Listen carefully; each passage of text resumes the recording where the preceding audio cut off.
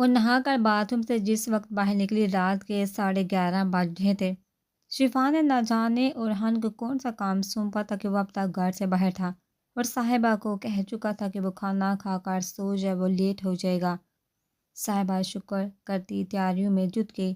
ضرورت کا سارا سامان ذوحان منگوا کر اسے دے چکی تھی۔ کمرہ وہ 3 گھنٹے لگا کر جا چکی تھی، بس اب وہ خود کو سجانا باقی تھا۔ وہ شیشے کے آگے بیٹھی خود کو سنوارنے لگی۔ جس وقت وہ مکمل تیار ہوئی 12 بجنے میں 10 منٹ رہ گئے تھے، اس نے موبائل پکڑ کر اورحان کو کال ملائی۔ السلام علیکم، کیسے آپ اور کہاں ہیں؟ اب تک آئے نہیں۔ وہ اورحان کے کال اٹھاتے شروع ہو گئی۔ وعلیکم السلام زوجہ محترمہ، اس ناچیز کو بھی بولنے کا موقع دیجیے۔ وہ اس کی پیٹ در پہ سوالوں پر چوٹ کرتا بولا تو صاحبہ چمکی، میں حویلی آ چکا ہوں، شفا نے کچھ سامان منگوایا تھا شہر سے، اس کو کال کی ہے، وہ آ رہا ہے کمرے سے باہر، بس پھر آتا ہوں میں بھی کمرے میں۔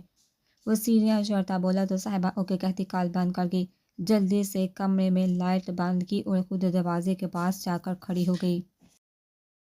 اورحان اور شفان کے کمرے ساتھ ساتھ ہی تھے، اس سے باہر سے دونوں کے بولنے کی آوازیں آ رہی تھی۔ یقیناً شفان اسے باتوں میں لگا رہا تھا۔ انہیں گھڑی پر نظر ڈالی تو 12 بجنے میں صرف 1 منٹ رہ گیا تھا۔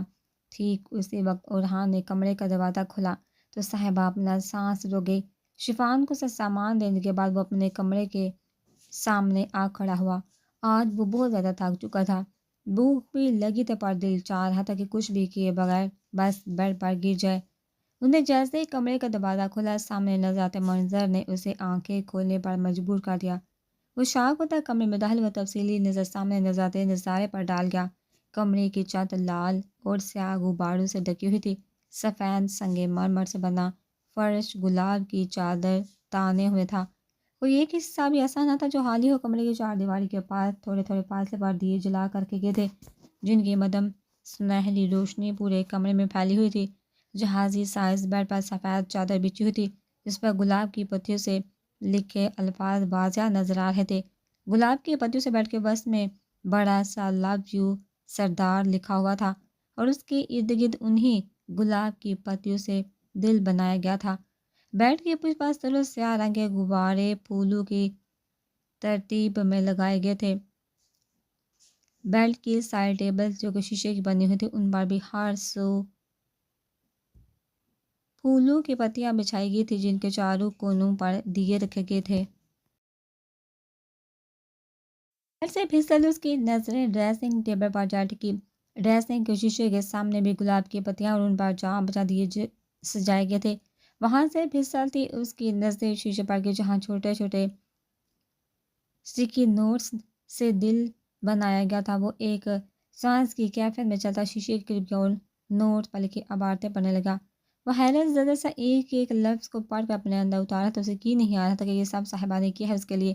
اس سے پہلے کہ وہ رخ موڑ کر اس کی تلاش میں نظر گھماتا، 2 ہاتھ اس کی پوچھ سے ہوتے اس کے سینے بڑا ٹھہرے۔ اورحان نے نظریں جھکا کر دیکھا جہاں اس بڑی پیکر کے مومی ہاتھ بندے تھے، جبکہ اس کا نازک وجود اورحان کی پوچھ سے لگا تھا۔ اورحان اس کی ہمت دیکھتا گہرا مسکرا دیا، پھر اس کے نازک ہاتھوں کو پکڑ کر ایک جھٹکا دیتے اسے اپنے سامنے کر گیا۔ اس پر نظر پڑتے ہوئے ہلکا سانس سینے میں اٹک گیا، جیسے آنکھوں میں بے قابو جذبات آزمائے تو اس نے ایک تفصیلی نظر اس پر سر تا پیر ڈالی۔ سیاہ تاروں سے جلملاتی سیاہ کی ساڑی جس کی کرتی اس کی کمر کو ڈھانپ رہی تھی، بازو کندھے سے تھوڑا نیچے تک تھے، جبکہ کرتی کے گلے سے جھانکتی اس کی گردن کی خوبصورت ہڈیاں اورحان کی ساری توجہ کھینچی تھی۔ وہ ہاتھ بڑھاتا اپنے انگوٹھے کو دھیرے سے اس کی بیوٹی بون پر پھیرنے لگا تو صاحبہ تھڑا اٹھی اور کانپتے ہاتھوں سے کندھوں سے پھسلتی ساری کی ریشمی پلے کو سنبھالنے کی کوشش کرنے لگی جو پھسل جا رہا تھا۔ اس کے نازک بدن سے نظریں ہٹا کر اس کے چہرے پر ڈالی تو دل دھڑک اٹھا۔ جوڑے سے نکلتی لٹیں شہابی چہرے پر پھیلی ہوئی تھی، کاجل سے لبریز ہری آنکھوں سے نظریں پھسلتی ناک کی بالی سے ٹکرائی تو اورحان کا دل مچل اٹھا۔ اس کے ناک کی بالی ہمیشہ اس کے ہوا سے لپکا لیتی تھی۔ وہ بے احتیاط ہوتا جو کہ اس کے ناک کی بالی پر لب دڑ گئے۔ صاحبہ اس کے کالر کو اپنی گرفت میں لیتی آنکھیں بند کر گئی۔ وہ پیچھے ہٹا اور پیاسی نظریں اس کے سرخ لبوں پر جما کر تشنگی کی تھی کہ بڑھتی ہی چلی جا رہی تھی اور دل تھا کہ بے قابو ہی ہوتا چلا جا رہا تھا۔ دل کی پکار پر لبیک کہتا وہ اس کے چہرے پر جھکنے لگا جب وہ لرزتے ہاتھ اس کے نابی لبوں پر جما گئی فرحان نے ناسمجھی سے اس کی طرف دیکھا، پہلے کیک کاٹ لے بلیز، اس کے مدم سی آواز پر وہ زیر لب مسکرا دیا تو وہ اس کا ہاتھ تھامتی کونے میں پڑے ٹیبل کی طرف لے آئی، جہاں گلاب کی پتیوں کے درمیان سرخ کریم سے سجا ایک خوبصورت کیک رکھا ہوا تھا۔ کیک پر لکھی عبارت نے ارحان کو بھرپور انداز میں مسکرانے پر مجبور کر دیا۔ صاحبہ نے اسے چھری پکڑائی تو وہ صاحبہ کا ہاتھ میں واپس چھری پکڑا تھا، اس کا نازک ہاتھ چوڑی سمیت اپنے مضبوط ہاتھ میں تھام گیا، سورج سفید کریم سے سجا کیک کاٹنے لگا جس کے درمیان میں سفید کریم پر لکھا تھا صاحبہ قربان اپنے صاحب پر۔ کیک کاٹا تو صاحبہ مسکراتے ہوئے گنگنا رہی تھی، happy birthday to you, happy birthday to you, happy birthday dear husband, happy birthday to you. Arhan مسکراتی نظروں سے اسے دیکھ رہا تھا۔ نے کیک کا چھوٹا سا پیس کاٹا اور صاحبہ کے ہونٹوں کے نزدیک لے گیا۔ صاحبہ نے تھوڑا سا کھا کر باقی اسے کھلانا چاہا تو وہ نفی میں سالا تھا، گہری نظریں اس کے چہرے پر جما گیا۔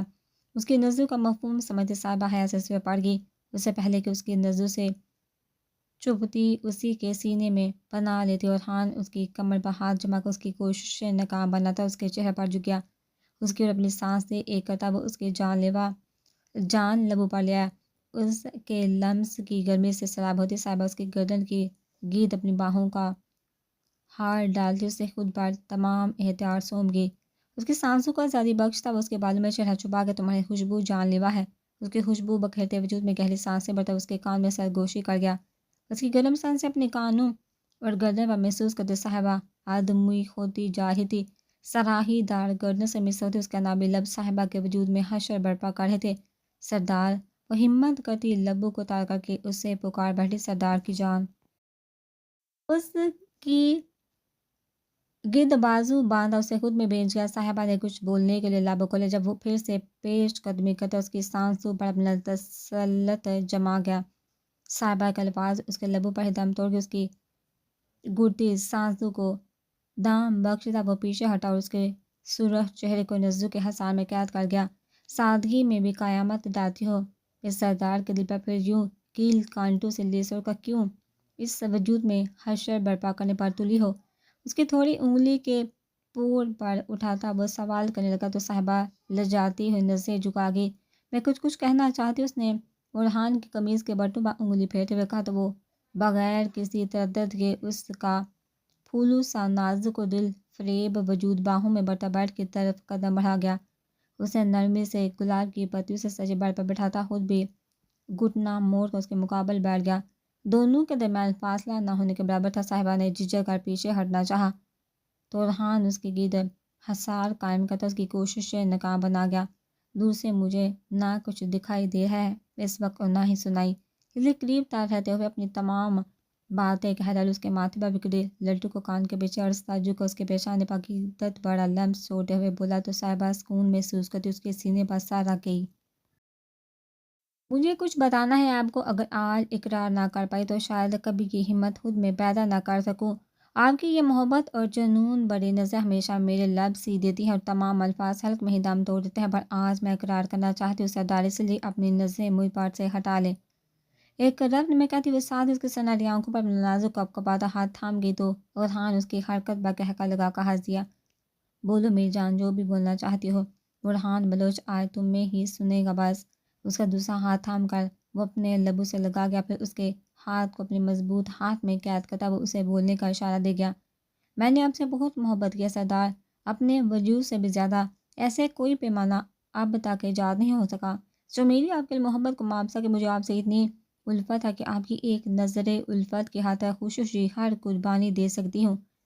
میری آنکھیں ہر وقت آپ کی دید کی پیاسی رہتی ہے، میرے کان ہر وقت آپ کی آواز سننے کو بےتاب رہتے ہیں، میرے لب ہر وقت آپ کا ذکر کرنے میں مصروف رہتے ہیں، میرا دل ہر وقت آپ کی یاد میں گم رہتا ہے۔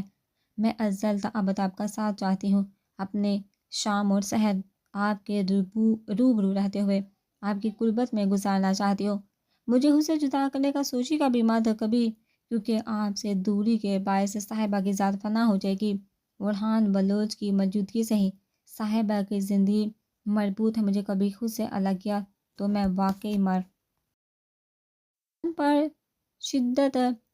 ارحان پر شدت انداز میں جھکتا، اس کے الفاظ بھی اس کا شدت اور جنون ہے لمس ظاہر کر رہا تھا کہ اسے صاحبہ کی بات کس قدر ناگوار گزری ہے۔ کچھ دیر بعد وہ پیچھے ہٹا، اس کے لالیاں چھلکاتے چہرے پر گہری نظر جما گیا۔ میری جان، اگر میری قربت چاہ رہی ہو تو سیدھا بول دیتی، یوں غلط الفاظ بولنے کی کیا ضرورت تھی؟ ہمار بڑی آواز میں کہتا ہے، وہ اس پر جھکایا۔ آپ کا گفٹ بھی تو۔ صاحبہ کا جملہ مکمل کرنے سے پہلے اس کے ہونٹوں پر انگلی جما گیا۔ صبح دے دینا گفٹ پر، ابھی مجھے جو چاہیے میں وہ لینے والا ہوں، امید کرتا ہوں تم مجھے ڈسٹرب نہیں کرو گی۔ اپنے الفاظ سے اسے منہ چھپانے پر مجبور کرتا، اس کی آنکھوں پر اپنا لمس چھوڑتا، اسے آنکھیں بند کرنے پر مجبور کرتا، اس پر پوری طرح چاہتا اپنی محبت کی برسات میں بھگونے لگا۔ وہ الماری میں کپڑے سیٹ کرتی جب ایک دم دروازہ دڑدڑایا۔ وہ ایک دم ڈر اٹھی، کون ہے؟ آ جائیے۔ اس کی اجازت ملتے سکینہ تیزی سے دروازہ کھولتی کمرے میں داخل ہوئی۔ جلدی نیچے چلی بی بی جی، وہ لال پرجوش چہرے سمیت بولی تو صاحبہ نے اجنبی سے اسے دیکھا۔ خیریت ہے نا؟ نہ جانے کیوں پل بھر کو اس کا دل گھبرا اٹھا۔ جی جی بی بی جی، اپنی رومی بی بی حویلی ہیں۔ وہ پرجوش ہوتی بولی تو صاحبہ کی آنکھیں پھیل کی بے یقینی آنکھوں میں صاف نظر آ رہی تھی۔ وہ ایک لفظ بھی بولے بغیر تیزی سے کمرے سے نکل گئی۔ جیسے ہی وہ لاؤنج میں پہنچی، وہاں کا منظر بالکل اس کی سوچ کے مطابق تھا۔ بیگم رمیسا کو گلے لگائے اونچی آواز میں رو رہی تھی، جبکہ پاس کھڑی رخسار بیگم نم آنکھوں سے روتی ہی سوہان کو چپ کروا رہی تھی۔ کہاں چلی گئی تھی میری بچی؟ میں تو اب امید ہی چھوڑ چکی تم سے ملنے کی، ایسا لگتا تھا کہ تمہیں دیکھے بغیر ہی مر جاؤں گی۔ ناز بیگم کی بات پر دھیرے سے ان سے الگ ہوئی تو سوہان اس سے لپٹ کر سہتی سے خود میں بنچے رو دی۔ کافی دیر گزرنے کے بعد اس نے نرمی سے سوہان کو پیچھے ہٹایا۔ صاحبہ سن سے کھڑی تھی، اسے رمیسا کے چہرے پر وہ سب کچھ نظر آ رہا تھا جو وہاں موجود افراد کی نگاہوں سے اوجھل تھا۔ اب تک سرد مہری اور پتلی تھے، تاثرات یہاں بیٹھو میری بچی۔ ناز بیگم نے اسے بازو سے تھام کر اپنے ساتھ بیٹھا تھا، وہ چپ چاپ بیٹھ گئی۔ اسی پر لاؤنج کا دروازہ کھلا تھا اور ارحان و شفان تیزی سے وہاں داخل ہوئے۔ رومی میری گڑیا، شفان محبت سے لبریز آواز میں کہتا آگے بڑھنے لگا۔ جب رومی ایک دم اپنی جگہ سے اٹھی، میرے قریب مت آئیے گا لالا، اس کی سرد آواز پر سب نے حیرت سے اسے دیکھا۔ جان اپنے لالے کو کیوں؟ وہ بولتے ساتھ اسے اپنے حصار میں لینے لگا تو وہ ایک دم اس کا حصار توڑ کر پیچھے ہوگی۔ میں نے کہا نا کہ میرے قریب مت آئیے گا، تو پھر آپ کو سمجھ نہیں آ رہی کیا؟ سے چیخ کر بولتی وہ وہاں موجود سب افراد کو حیرت اور بے یقینی میں غوطہ زن کر گئی۔ ایسے ہی کیوں کر رہی ہو لالا کی جان؟ اب کی دفعہ ارحان نرمی سے بولا تو اس کی بات پر رمیسا اونچی آواز میں کہکا لگانے لگی۔ ہنستے سے اس کی آنکھوں میں آنسو آ گئے۔ ناز بیگم روتی اپنی بیٹی کی حالت دیکھ رہی تھی۔ صاحبہ نے ان کے قریب جا کر انہیں سہارا دیا۔ میں ایسا کیوں کر رہی ہوں یہ پوچھ رہے ہیں آپ؟ وہ ایک دم چیخی تھی۔ 6 ماہ سے میں گھر سے لاپتہ تھی۔ ایک شخص آتا ہے مجھے، یعنی بلوچ خاندان کی بیٹی کو دن دہاڑے اغوا کر کے اسے زبردستی نکاح کر لیتا ہے، پھر میرا نام نہاد شوہر میں نام نہاد گھر والوں کو نکاح نامہ بھی بھیج دیتا ہے، پر میری 2 عدد جوان بھائی اور باپ اتنے بے بس ہو جاتے ہیں، اتنے کمزور ہو جاتے ہیں کہ 6 ماہ میں اپنے گھر کی ایک بیٹی کا پتہ نہیں لگوا پاتے، حالانکہ محلک کو اچھی طرح سے جانتے بھی تھے۔ ناز بیگم نفی میں سہلاتے روتی چلی جا رہی تھی، جبکہ ارحان شفان لابیجا سن رہے تھے کہ 6 ماہ قید کرنے کے بعد میرے نام نہاد شوہر کے ساتھ سوچتا ہے کہ وہ میرے ساتھ غلط کرے، اس لیے میری خوشی کہتا مجھے اپنی قید سے آزاد کر دیتا ہے اور پہنچا دیتا مجھے میرے نام نہاد گھر والوں کے پاس۔ اس کے الفاظ میں موجود تہلیس سب کو افسردہ کر رہی تھی۔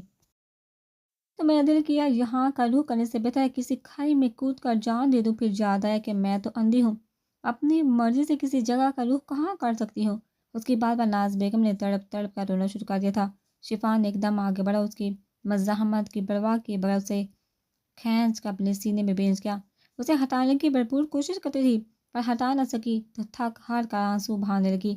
ہمیں معاف کر دو میری جان، پر بعض اوقات چیزیں بظاہر جیسی نظر آ رہی ہوتی ہیں، حقیقت میں اس سے بالکل برعکس ہوتی ہیں۔ وہ اس کا سر تھپتھپاتا بولا تو وہ زور آزمائی کرتی اسے الگ ہوگی۔ مجھے کچھ بھی نہیں سنا، مہربانی فرما کر اس اندھی لڑکی کو کمرے میں پہنچا دیجیے بس۔ یہ تمام مواضع اور آہو زاریاں مجھے بیزار کریں۔ اس کی بات پر ارحان نے تننے ہوئے تاثر سے سکینہ کو اشارہ کیا تو وہ اسے اس کے کمرے میں لے گئی۔ اس کے جانے کے بعد ناز بیگم صوفے پر بیٹھ کے اس زارے کو تار رونے لگی۔ رخسار بیگم ان کے ساتھ بیٹھی تھی، انہیں تسلی دینے لگی۔ سوہان شفان کا ہاتھ تھام کر اسے آنکھوں ہی آنکھوں میں تسلی دینے لگی۔ پر یہ سب اتنا آسان کہاں تھا۔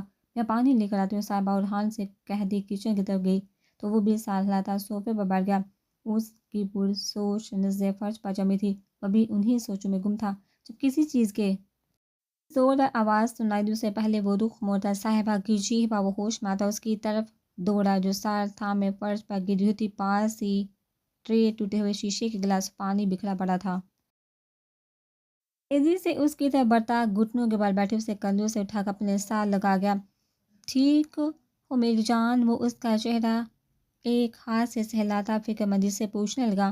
سوہان اور شفان بھی قریب آ چکے تھے، جبکہ ناز بیگم اور رخسار بیگم کھڑی پریشانی سے صاحبہ کی طرف دیکھی تھی۔ جی بس ایک دم ہی چکر سا آ گیا، وہ دھیرے سے کہتے اٹھنے لگے۔ جب ایسا محسوس ہوا پھر سے آنکھوں کے سامنے اندھیرا چھا گیا۔ فرحان ایک دم اسے بازو میں اٹھاتا اٹھ کھڑا ہوا۔ میں اسے کمرے میں لے کے جا رہا ہوں، اس کی طبیعت ٹھیک نہیں لگ رہی مجھے۔ ذوحان بیٹا ایک گلاس جوس لا دے پلیز۔ ذوحان سے کہتے وہ صاحبہ کو لیے سیڑھیاں چڑھتا اپنے کمرے کی طرف بڑھ گیا تو ذوحان بھی کچن کی طرف بڑھ گئی اور اسے لیتا کمرے میں داخل ہوا اور اپنے پیچھے دروازہ بند کر دیا۔ اسے بیڈ پر لٹانے کے بعد گہری نظریں اس کے پیلے پڑتے چہرے پر جما گیا۔ صاحبہ نے آنکھیں کھول اسے دیکھا جو گہری نظریں اس کے چہرے پر جمائے ہوئے تھا۔ کیا ہوا؟ وہ ہاتھ بڑھا کر اس کی ہلکی داڑھی سے سجے چہرے کو چوکا پوچھنے لگی۔ فرحان اس کا ہاتھ تھام کر اپنے لبوں سے لگا گیا۔ صبح ناشتے میں کیا لیا تھا؟ اس کے سوال پر صاحبہ نظریں چرا گئی۔ لنچ میں کیا لیا تھا؟ آپ کی دفعہ وہ سنجیدگی سے بولے تو صاحبہ بے بسی سے اسے دیکھنے لگی۔ تم نے 2 وقت کا کھانا اسکپ کیوں کیا؟ اس گھر پر نہیں، میں گھر پر نہیں ہوں گا تو ایسے کرو گے تم؟ پہلے بہت جان ہے نہ تمہیں جو ایسے کھانا پینا بھی بند کر دیتی ہو۔ شادی سے پہلے اچھی خاصی صحت تھی تمہاری اور اب دیکھو ہڈیاں ہی نظر آ رہی ہیں بس۔ وہ ساتھ ٹیبل یہ بولتا اس کا دل دہلا رہا تھا۔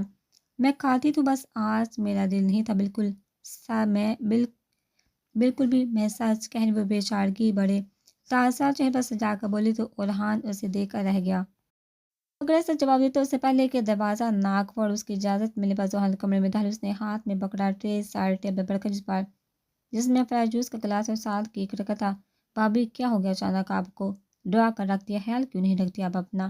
وہ صاحبہ کو دیکھتی بولی تو صاحبہ فرحان کے نظریں خود پر محسوس کرتی کھسیاگی۔ بیٹا آپ ایک اور کام کر دے پلیز، کھانے کو کچھ ہیلدی سا لا دیں۔ محترمہ نے راہ سے کھانا کھایا ہوا وہ صاحبہ کو بولے تو ذوحان بھی اسے دیکھتے نفی میں سہلا گئی۔ میں ابھی لاتی ہوں لالا، تب تک آپ بھابھی کی کلاس نے اچھے سے اس کی بات پر صاحبہ نے گھور کر اسے دیکھا پر وہ نظر انداز کر دی، کمرے سے باہر چلے گی۔ اس نے کچن میں آ کر کھانا گرم کر کے ٹرے میں رکھا اور ذوحان کے کمرے میں جانے لگی۔ جب شفان کچن میں داخل ہوا کافی تھکا تھکا اور پریشان لگا ذوحان کو، وہ ٹرے وہیں سلپ پر رکھتی اس کے قریب آئی۔ کیا ہوا، کچھ چاہیے آپ کو؟ وہ اس کا چہرہ دونوں ہاتھوں میں تھامتی نرمی سے پوچھنے لگی۔ وہ جانتی تھی رومی کی وجہ سے بہت پریشان تھا وہ، اس کی اکلوتی بہن تھی وہ۔ شفان کچھ بولے بغیر اس کی کمر میں دونوں ہاتھ ڈالتا اپنا چہرہ اس کی گردن میں چھپا گیا۔ شفان نرمی سے اس کے بالوں میں انگلیاں چلانے لگی۔ شفان کے گرم سانسیں اس کی گردن کو چھوتی اسے لرزنے پر مجبور کر رہی تھی، پر اس کے لیے فی الحال سب سے ضروری اس کو سکون پہنچانا تھا۔ مجھے اس وقت صرف سکون چاہیے جو کہ صرف تم دے سکتی ہو۔ اپنی سانسیں اس کے وجود پر چھوڑتا بولا تو وہ اس کا سر سہلانے لگی۔ اب کمرے میں چلی، میں بس لالا کے کمرے میں یہ کھانا دے کر آتی ہوں بھی۔